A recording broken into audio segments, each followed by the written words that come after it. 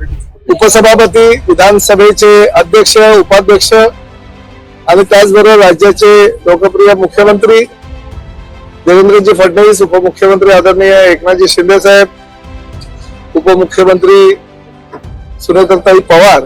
आणि मंत्रिमंडळातील सर्व सहकाऱ्यांच्या उपस्थितीमध्ये उद्या सकाळी 10:30 वाजता एसटी महामंडळाच्या माध्यमातून राज्यामध्ये 3000 एसटीच्या बसेस या घेण्यात आलेल्या आहे। टाटा या नामांकित कंपनीला